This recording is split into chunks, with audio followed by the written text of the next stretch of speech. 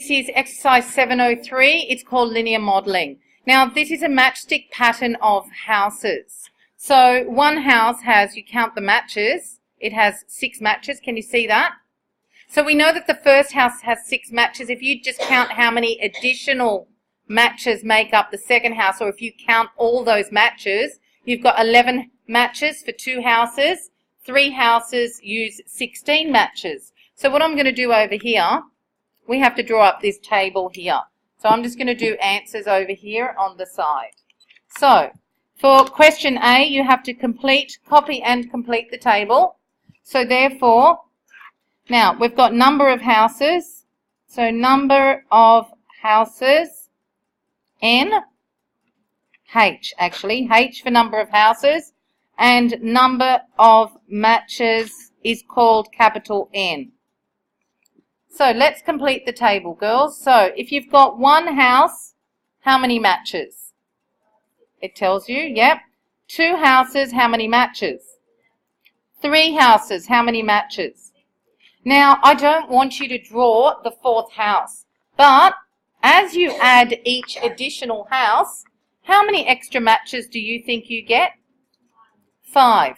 So I'm now going to cover this because I really don't need to see the houses anymore, okay? So can you see what I've got up there? So now 4 houses, 5 houses, 6 houses. Let's just think what we're going to get. We can see this is going up by 5. So what? The next one's 21, yep. And then 26 and then 31. Excellent. So that's part A of the question, to copy and complete the table for the pattern above. The table. Girls, you know we've been filling out tables of values like this for about a week or so. And normally, don't you have X here and Y there? And, you know, if you've got one house, we can work out how many matches you've got. If you've got 2 houses, see, the number of matches depends on how many houses, right? So girls, which one is the dependent variable? What depends on what? Is the dependent variable the number of matches, or is the dependent variable the number of houses? Yeah, the number of matches depends on how many houses you've got. So the dependent variable is the number of matches. Now guess what? It's always the second row of the table depends on the first row of the table. So the dependent variable is the number of matches. I know I'm off screen here, so I'll move it. One sec.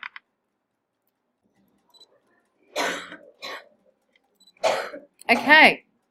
Now, find the linear relationship in the form n equals mh plus b. I've never shown you that before. What have I always told you? A straight line is y equals mx plus b. But they're telling me what's the relationship in the form n equals mh plus b. Now, girls, you know when you normally do a table of values, you've normally got x up there, y down there. So instead of x, what have they got? H. And instead of y, they've got n. So you still do it the same way, but instead of it going to be y equals mx plus b, see, y depends on what x is, all right? So in the bottom row, you've always got x up the top, y down the bottom of your table. In the place of x, we've got h, so this x gets replaced with a h. And in the place of y, see, it's always x, y in a table. X comes before y in the alphabet, right? X is in the place of H, N is in the place of Y. So I can, this is what I tell kids to do, write your Y equals MX plus B, and where the Y normally is, replace it with what you've got, which is N, and where the X normally is, replace it with what's there, which is the H. Now, how do you work out, if it was Y equals MX plus B, what would the formula be? Y equals, where do I get this M from? Isn't M what's the M? What this goes up by, do you remember? So what's my M? So if it was y equals mx plus b, it would be y equals 5x plus, I can often see the plus b from the table, but I can't see it. What value am I looking for? You normally when x is 0, doesn't that tell you what the b is? What if I did have an x is 0? Yeah, if I did have x is 0, it would be 1 because I'd subtract 5 from there. Okay, so I'd subtract 5 from there, it would be plus 1. Are you okay with that? Because I really wish I had a 0 there, and if I did, can you see, yes, it goes up by 5, but if you look at it in the reverse direction, isn't it going down by 5? So if I had 0 there, I would have 1 here. Do you get it? Because the plus b, the y-intercept, is always what value you've got down here when the top value is 0. Now, wait a sec. That's okay. So instead of writing y equals 5x plus 1, I replace y with n, I write y equals 5 what? H plus 1. So that's actually the formula. N, equals 5h plus 1. Why? Because n is in place of y and h is in the place of x. Okay? So you do it like you normally would do it. I'm happy for you to do y equals mx plus b, do it as normal, and at the very end, say instead of y, I'll put n, and instead of x, I'll put the h. Alright? Now, let's say you can't work out what this plus 1 is. The other way you can work it out, actually it's not that bad to work out the plus 1. You'll take any value that you've got. We did this about 2 weeks ago. The formula is n equals 5h plus, let's say you don't know it's the 1, it's plus something. What you do, you look at your table and you say, well, n is 5 times h, so if I look at this value of 2, it's 5 times 2, which is 10, plus what gives me 11? Plus 1. Or then I say, n is 5 times h. Let's say you don't know what the plus 1 is. It's 5 times h, which is 5 times 3 here, which is 15, plus 1 gives me 16. So it looks like it is plus 1. That's the other way. I probably should have done that first. All right, or n is 5 times 4, which is 20, plus what gives me 21?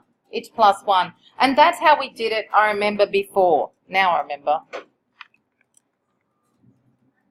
So really, you know it's n equals 5h plus something. We know it's going up by 5, so it's 5 times h. And then to work out the missing number, you just try it with all your values. 5 times 2 is 10, plus what gives you 11? It's plus 1. 5 times 3 is 15, plus what gives you 16? The question mark is plus 1. Got it? That's better. Okay? So I'm going to go 2 times 5 plus 1 is 11. 3 times 5 plus 1 is 16, etc. I could have done it with the first one. 1 times 5 plus 1 is 6. But a lot of people sort of get confused with the first one. Alright? How many matches are required to make 20 houses? So here's my rule. N equals 5h plus 1. How many matches? That's n. So basically, you want to find n if what is what? If what's the 20 houses? What do you substitute? You want to find n is 20. That's what it's asking you. Find n, the number of matches, when h equals 20. So we've got n equals, what do I do? 5 what? 5 times whatever h is, so 5 times 20 plus 1, which is? It's 101. It's 101. How many houses can be made from 81 matches? 81 matches means n is 81. How many houses? H is question mark. So, you write your formula out. N equals 5h plus 1. And what do I do? What do I replace the n with? 81. Good. Equals 5h plus 1. And we need to solve that. 80 minus 1. Yeah. So see how you got numbers definitely on their own. 81's on its own, 1's on its own. We're trying to solve for h. We're now going back to what we did a couple of weeks ago, which is solving equations. Okay? So opposite of inverse operation of plus 1 is minus 1. So pick this plus 1 up, take it over. 81, we end up with 81 minus 1 is 5h. 80 equals 5h. So h5, that's 5 times h. So h will be 80 divided by 5, which is 16, I think. It's 16. I'd be putting a capital N there, and I'd be putting a little h next to that 20 so that you know what's what. Or I'd be writing, you know, find n when h is 20, etc. Just, all right? Then, part F, you have to graph the linear function on a number plane, and you have to write the gradient and vertical intercept of the graph, of the graphed line. Girls, we're going to do G first. I want to do G first. You should be able to tell me what the gradient and vertical intercept, what do you think they mean by vertical intercept? I've never spoken about vertical intercept. I've spoken about what sort of intercept? Y-intercept. Y-intercept is vertical. They want the gradient and the y-intercept. Do you actually know what they are? Can you see it? Do G first. You know when you see the equation y equals mx plus b, what's the m and what's the b? What's the m and what's the b? M is the gradient and is the y-intercept. So we've got it. So question G, what's the gradient? Yeah, good. The gradient is your m, but in this case it still is m, which is 5, and the y-intercept is your b, which is 1. Good. Now we'll do the graph. I'm going to need grid paper. Write it two ways. It's y equals 5x plus 1 or n equals 5h plus 1. Same thing. I always write it as y equals first, then I change it to the proper letters, proper pronumerals.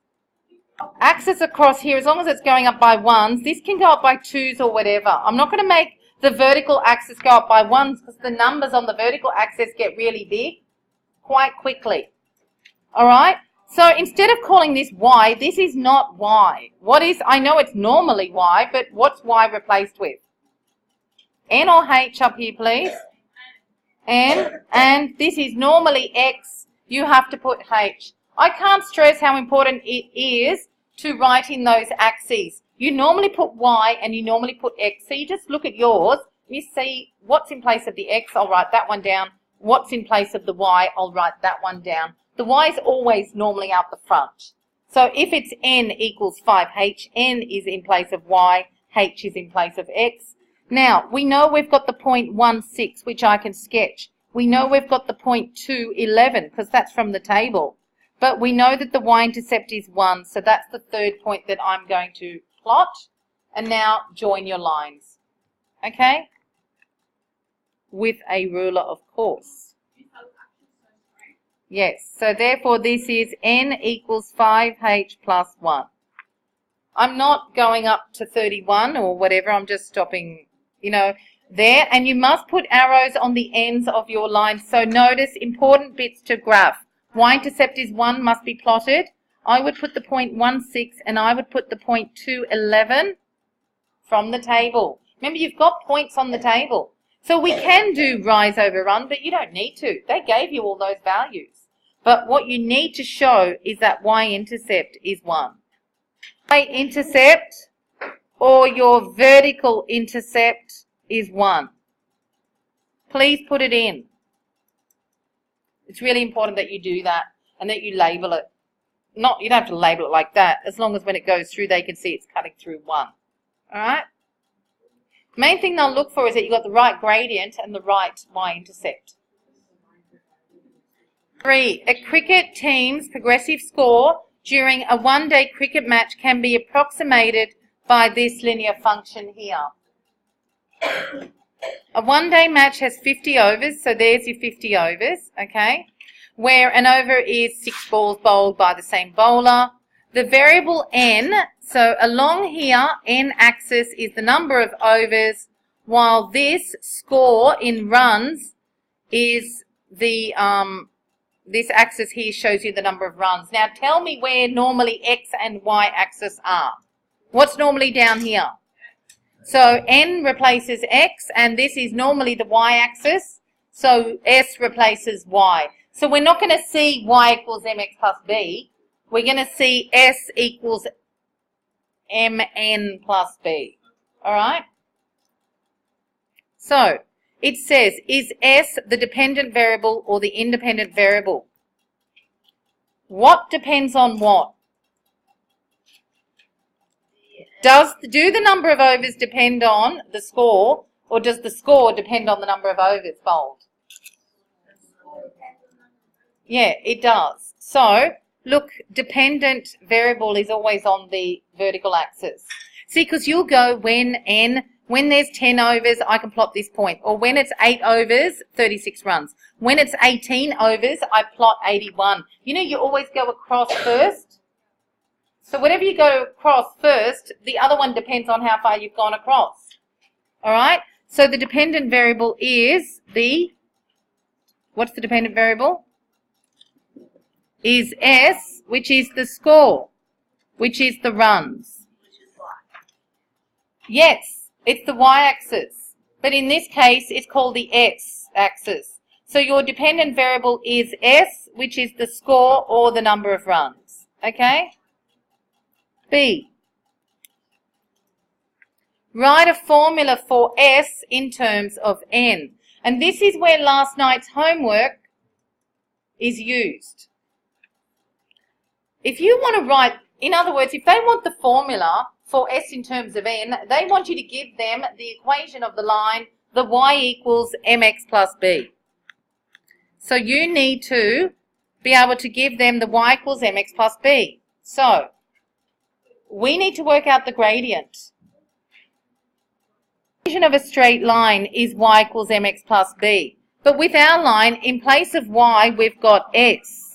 S equals m, and in place of x, we've got n plus b. Don't worry about that yet. Let's just work with what we're comfortable with, which is y equals mx plus b. So, to find the gradient, you might say, yep, I'm going to start from this point, I'm going to rise, and then I'm going to run, but it's a bit hard to see it. Isn't your rise change in y values over, and the run is the change in x values? And yesterday we did this, and it was y2 minus y1 over x2 minus x1. But what you've got to do, which point are you going to call point 1, and which one are you going to call point 2? I've got 836, and I've got 1881. Which point do you want to call which? Remember, x1, y1. Normally call the lower one x1, y1. And I normally call the other point x2, y2. So, are we okay? So they're your 2 points. I could have chosen any 2 points, provided they're on the line. I've just decided to choose the first point, 8,36, and the second point is 18,81. And now I'm going to call that point 1, which is x1, y1, and this is point 2, which is x2, y2. So let's go. What do I do? What minus what? y2 minus y1. Or you might just say, I'm going to do that y value minus this y value, which is 81 minus 36 over, what do I do? 18 minus 8. And what's the most important thing when I do this? That I keep going the same way. I'm not going to do 81 minus 36 over 8 minus 18. I'm going top minus bottom. I go top minus bottom. Do we get that? y2 minus y1 over x2 minus x1. All right? Now, when you work that out, it's something over 10. 45 over 10, which is 4.5. Yeah, or 9 over 2, but it's 4.5. If anyone watches cricket, that's 4.5 runs and over, basically. 4.5 runs per over. That's what it means. You can't, but an average, you can get an average of 4.5. So one over they might get 4, the other over they might get 5. Do you know what I mean? One over they might get 1, the next over they might get 10 or something. But it's an average. Start with any runs or you start at 0? Yeah, when there are no overs, when x is 0 or when n is 0, the runs are 0. Can you see that it's not cutting at 1 or 2? It's cutting at 0 on both axes. So your y-intercept is also 0. If it wasn't 0, it would be cutting up here somewhere. Do you know what I mean? But it's not. It's cutting right in the corner of your grid at the origin, which is 0. So your y-intercept is 0. So therefore, your equation is y equals 4.5x plus 0. But we're replacing, we don't have y and we don't have x. We have what? S equals 4.5 m. N. That's it. Plus 0, I don't need. That's your equation. S equals 4.5n plus 0, but we don't need the plus 0. So all we're doing here is y gets replaced with s and x gets replaced with the n. Because we look at our axes. There's no x there, it's an n. And we look over here and there's an s instead of y. Wait for a sec. It says the gradient of this linear function is also the team's run rate. What is the gradient of the function and what units is this run rate measured in? So, the gradient is, what's the gradient? This is 4.5, but what does it mean? What units? 4.5 watts per watt. It's a rate. So it means, that's right, it means that there is an average of 4.5 runs per over. Okay, because if you look at the axes on the graphs, you've got runs on the side and on the bottom you've got overs. Because the graph looks like this. Down here you've got overs and down here you've got runs. So therefore the rate is runs per over. When you do your rise over your run, see, I'm rising on the runs and then I go run on the overs. Rise is runs. Per means divide by overs. Runs over overs. Rise over run is gradient, isn't it? Rise is runs. Run is overs. So it's runs per over. Runs over overs. That's your gradient. The next question, part D. Over is the same as runs divided by overs, which is the same as writing it runs slash over or overs. It means all the same thing. Now question D says what is the vertical intercept and what does it represent? Well, the graph cut through here. What was the vertical intercept or the y-intercept? What's the y-intercept? Is 0. What does that mean? What does it mean? That when, at the beginning of the game, when there are no overs, there are no runs. That's what it means. It means when no overs have been bowled, there are no runs yet. There are no runs. That's what the y-intercept is 0 or the vertical intercept is 0 means. When no overs have been bowled, there are no runs scored yet. The formula is S equals 4.5n. The question E part 1 says what is the score after the 21st over? So how do we do that? S equals, what do you think? What is the score after the 21st over? They're asking S equals question mark when n is 21. So we go S equals 4.5 times 21, which is whatever you get. And part 2 is asking what is the score when n is 50. So then you have to work that out. What do you do there? 4.5 times 50. So you can work those all out. I'm not sure if that was shown on the graph anyway. It may be on the graph, not sure. What do we get? 225. Okay. Question F, at the end of which over had the score reached 54 runs and 180 runs? So, at the end of which over?